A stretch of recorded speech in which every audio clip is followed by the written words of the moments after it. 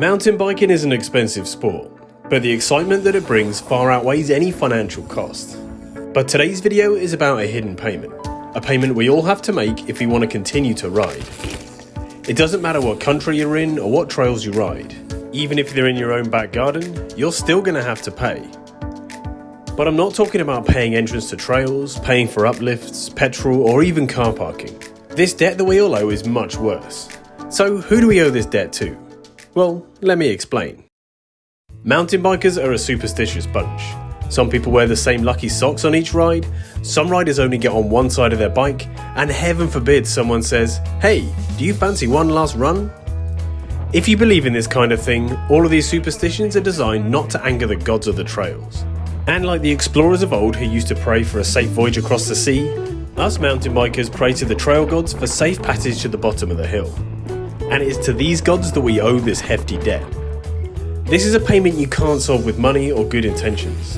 The trail gods don't care how much trail maintenance you've done at your local, how much money you've raised for charity, or how many followers you have on Instagram. They don't care if you've ridden a trail 100 times or if this is your first run. They believe in the Nah. And if you want safe passage down the trail, the only currency they accept is a pound of flesh. But have no fear, the chances are you've probably already been paying. When we start mountain biking, we all know the possibility that we might find ourselves at the mercy of the trail gods and end up eating a lot of dirt. In our sport, sometimes we take calculated risks that can end up in not so calculated injuries. But something that no one tells us about are the constant scratches and scrapes we all get every time we ride. A few cuts and bruises from the outdoors is what riding's all about. These are unavoidable, whether they're from a low-hanging branch, some brambles, or that random rock in the middle of the trail. When you start riding, every mountain biker is bound to draw blood at some point. Luckily, they don't cause us much harm, but there's nothing like turning up to work on Monday with your arms looking like you've been mauled by Wolverine. Although annoying, these small injuries help to keep us in check, to stop us from getting too ahead of ourselves when riding features. And hopefully, they keep us from making huge mistakes in the future. We've all been in that situation where we did something stupid and easily avoidable that left us with a few scrapes.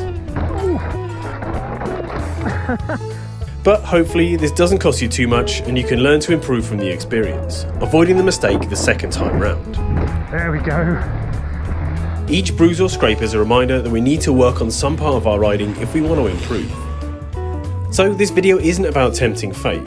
It's more of a whimsical look at the parts of mountain biking that no one really talks about looking at how and why we get these scrapes and how lucky we are that they aren't something more serious. So if, like me, you seem to have a direct debit set up to pay the trail gods with regular scrapes and cuts, then hopefully this is enough to stop you getting a bigger fine.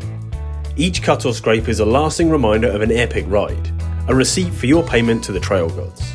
But remember, if you don't pay, they might come to collect their debt, and they charge interest. Thanks for watching. I'll see you next time. That's a thumbnail.